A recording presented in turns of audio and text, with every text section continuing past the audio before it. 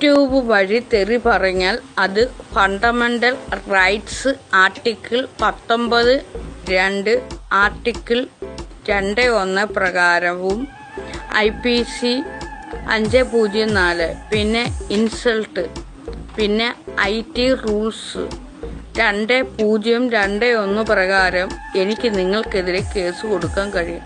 എൻ്റെ പൊന്നുമയിരെ, നീ എന്തൊക്കെയാണ് എഴുതി വെച്ചേക്കുന്നത്? എനിക്കറിയാൻ മേലാത്തതുകൊണ്ട് ചോദിക്കുക. എൻ്റെ ശരീരത്തിനെ ഇത്രത്തോളം മനോഹരമായിട്ട് ഞാൻ എൻ്റേതായിട്ടുള്ള ഭാഷയിൽ ഞാൻ വർണ്ണിച്ചു.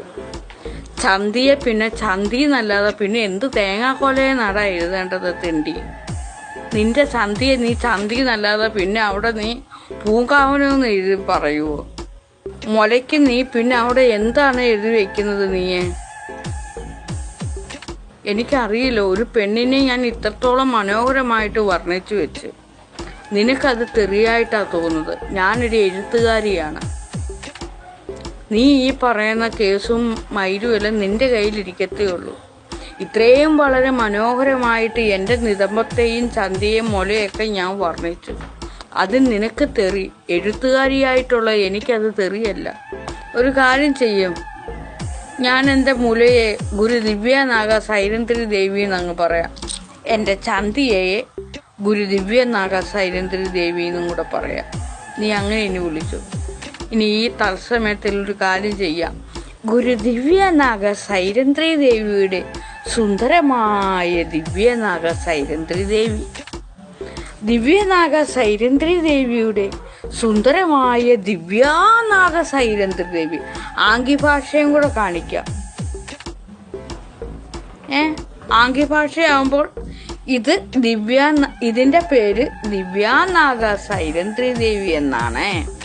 ഇതിൻ്റെ പേര് എല്ലാത്തിനും ഒരു പേര് തന്നെ ഇടാം. അപ്പോഴും നിനക്ക് എന്ത് തേങ്ങാക്കൊല മനസ്സിലാവും? എടാ, ഞാൻ ഒന്നാം തരം ഒരു അഡ്വക്കേറ്റ് ക്ലർക്കാ. നീ എഴുതി വെച്ച ആ കേസ് ഫയലും കൊണ്ട് ഇങ്ങ് വാ. നിന്നെ ഇന്ന് ഞാൻ ഇവിടെ ഇട്ട് ഞാൻ തന്നെ ഇവിടുത്തെ കോടതി. ഇങ്ങ് വാ. ടോം പേടിയായെന്ന്. നീ വാ. ഞാൻ ഇവിടുത്തെ ജഡ്ജി. നാഗസൈരന്ധ്രി ദേവി ഇവിടെ നിൽപ്പുണ്ട്. നിന്നോടാ ഞാൻ ചോദിക്കുന്നത്. ചന്തിക്ക് ചന്തി എന്ന് പറയാതെ പിന്നെ എന്താ പറയേണ്ടത്? ടോമെന്ന് പേരിടണം. മുലയ്ക്ക് മുലയെന്ന് പറയാതെ ടോമെന്ന് പേരിടണം. നീ എവിടെ കൊണ്ടുവന്ന പരാതി കൊടുക്കുന്നത്? ഏത് അഡ്വക്കേറ്റിൻ്റെ അടുത്താണ് കൊണ്ടുവന്ന് പരാതി കൊടുക്കുന്നത്? ഏത് ജഡ്ജിയായിരിക്കും നിന്റെ കേസ് വായിക്കുന്നത്? എൻ്റെ പൊന്നു കുഞ്ഞെ,